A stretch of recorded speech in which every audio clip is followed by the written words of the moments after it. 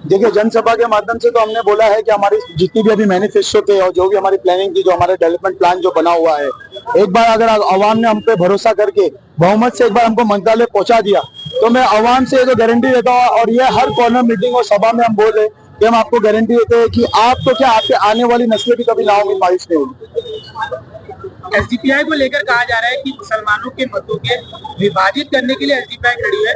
ये जिस तरीके से आरोप आप लोग को लग रहे हो, उसको किस तरीके से देखते हो आपको? देखिए, पॉलिटिक्स है, जो भी है, जब जैसा जिसका मुंह है वो ऐसी बातें कर सकता है, लेकिन पहले जो एसडीपीआई पे या आरोप लगाने से पहले उनको एसडीपीआई पे सर्च करना चाहिए। जब फार्मर्स के लिए जब कोई उतरा नहीं था, किसान जब 2020 में प्रोटेस्ट कर रहे थे, 2024 में प्रोटेस्ट कर रहे थे, जब उनके लिए कोई उतरा नहीं था तो वाहिद पार्टी एसडीपीआई उतरी थी। जब मणिपुर में जब जुल्म हो रहा था, वहां पे जब कोई नहीं पहुंचे तो पहले एसडीपीआई पहुंचे थे। जब राम मंदिर के पास जो सराउंडिंग्स में जो बस्ती है, वहां पे हमारे मुसलमान भाई की भी बस्ती है, वहां पे हमारे हिंदू भाई की भी बस्ती है, जब उनके लिए कोई आवाज नहीं उठा था, हमारे यूपी की एसडीपीआई उनके पास पहले पहुंची। जब केरला में चर्च जलाया गया था, फादर को नुकसान हुआ था, तभी भी वहां पे कोई सेक्युलर लोग नहीं पहुंचे थे, हमारी एसडीपीआई वहां पे पहुंच के इंसाफ दिलाई थी। ऐसे बहुत से मुद्दे हैं जो दलित और हर समाज के लिए एसडीपीआई ने काम किया, उनको सर्च करना चाहिए जो ऐसे इल्जाम लगाते हैं।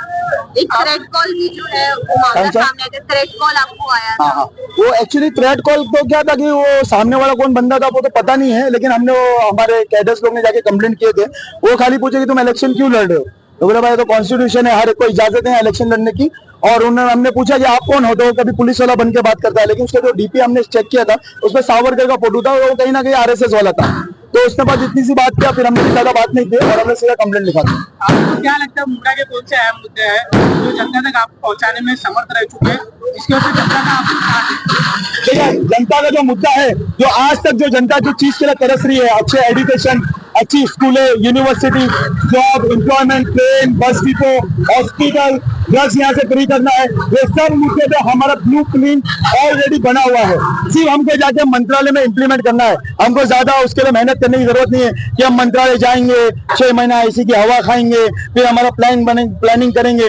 हम जिस दिन शपथ लिए उसके 5 मिनट के बाद हमारा डेवलपमेंट का काम इंशाल्लाह चालू हो जाएगा। आपको क्या लगता है जिस तरीके से कहा जा रहा है कि ये जो इलेक्शन है वोटर कटर फिल्टर का नहीं है, ये इलेक्शन जो है सेकुलरिज्म होने का है, देश को बचाने का है, जिस तरीके से अल्पसंख्यकों के ऊपर अत्याचार हो रहे हैं उसको बचाने की जरूरत है।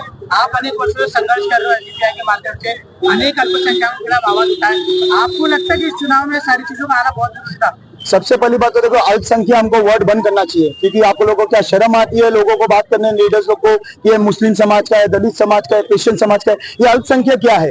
ये हमने राहुल गांधी और अलायंस वाले या एमपी वाले से ज्यादा सुनते हैं, इनको तो पहली बात तो बंद करना चाहिए। और हाँ, जो सेक्युलर का आप लोग जो गाना गा रहे हो, तो आप लोग जब समाज के ऊपर जुल्म होता है तो आप लोग रोड पे क्यों नहीं उतरते? चाहे वो हिजाब का मसला हो, चाहे वो कोई दलित अगर मंदिर में जाके बावड़ी से पानी पी लिया हो उसको मारा जाता है, चाहे किसानों का मसला हो, चाहे कोई फादर का मसला हो, चाहे कोई घर को बुलडोज किया जा रहा हो, आप लोग वो टाइम पे तो गायब रहते हो। राहुल बाबा जो है पूरे हिंदुस्तान में मोहब्बत की दुकान चलाते हैं, लेकिन जहाँ इंसाफ करने की बातें आती है, इंसाफ दिलाने की बातें आती है, इंसाफ दिलाने का टाइम आता है, उनकी मोहब्बत की दुकान बंद हो जाती है। और वाहिद पार्टी एसडीपीआई आज से नहीं 2009 से और अभी तक काम कर रही है और मरते दम तक आखिरी सांस तक एसडीपीआई समाज के लिए काम करेगी। पहली बात तो जब जुल्म हुआ था, जो ट्रेन में मारा गया था, तो सबसे पहले हमारी जो मालेगांव की टीम ने हमको कांटेक्ट किया था। यहाँ पे हमारे जो जिम्मेदार है सईद भाई, रफीक भाई, उन्होंने हमको भेजा कि भाई जाओ आप चाचा पुलिस स्टेशन में आ रहे, क्योंकि एसडीपीआई ने अपना काम कर दी। एसडीपीआई का क्या नारा है, हर मजलूम हमारा है।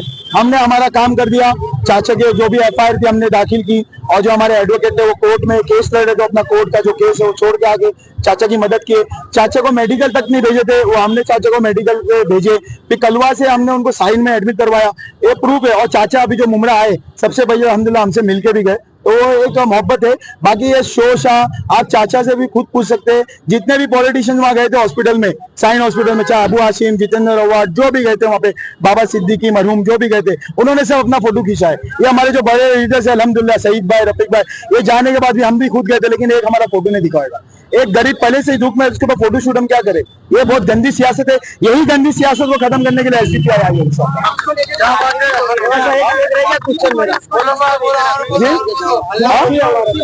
को लेकर राजनीतिक मंच पर आ रहे हैं अभी वो, अब वो चाचा को समझना चाहिए, चाचा के पीछे क्या मजबूरी है वो नहीं मालूम। कि चाचा को जो मारे थे काफी लोग अभी अरेस्ट हुए, उनके ऊपर केस भी चल रहा है। अब चाचा को यहाँ पे बुलाया जा रहा है, तो जाहिर सी बात है वो राजनीति है, क्योंकि अपने आप को सेक्युलर बताना चाह रहे जितेंद्र अवार्ड, लेकिन वो सेक्युलर है नहीं। आज वो डेवलपमेंट में अगर खड़े होते तो मुमरा इनको ऐसी वोट देती, वो मस्जिद के बाहर ऐसे नहीं खड़े होते। तो ये मालूम पड़ गया ये फेल हो चुके। अब उनका टाइम भी खत्म हो गया। ना यहाँ पे नजीब मुल्ला जी जीतने वाले, ना यहाँ पे जितना हुआ जीतने वाले। इंशाल्लाह सिर्फ एसडीपीआई जीतेगी। तो आपने पूरे भारत को देख लिया, हम तो सिर्फ उमरा के बारे में सोच रहे थे, लेकिन आप देख लो अभी जितने भी सेकुलर पार्टियां हैं वो कहीं ना कहीं धार्मिक बनती जा रही है। इसलिए ये सारी चीजों को देख करके हम लोग ने जो अपनी पार्टी एसडीपीआई को उतारा है, और ये एसडीपीआई अपने उससे पहले भी देखोगा एमपी इलेक्शन में भी उतरी है और अभी एमएलए में भी उतरी है। इसका एक ही रीजन है कि हम सबको साथ में लेके चलते हैं, कोई भी हम मजहब की इसमें वो नहीं करते, राजनीति नहीं करते।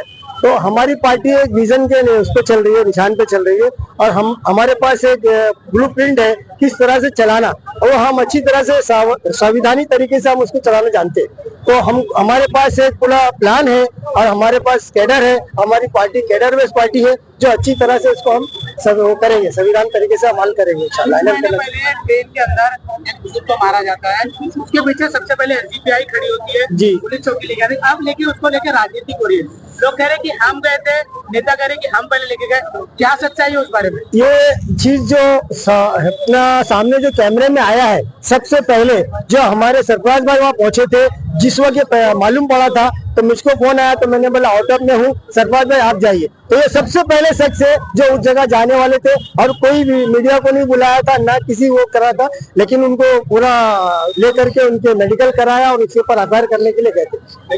लेकिन वो मुंब्रा में आए थे, उन्होंने कहा कि सबसे पहले मुझे जो यहाँ के विधायक 15 वर्षों के उन्होंने मेहनत की। तो आप जब आपकी पार्टी सबसे पहले मौजूद थी तो इस तरीके से राजनीतिक में उनको उतारना क्या लगता है आपको, सही था या गलत? देखिए बोलो अच्छा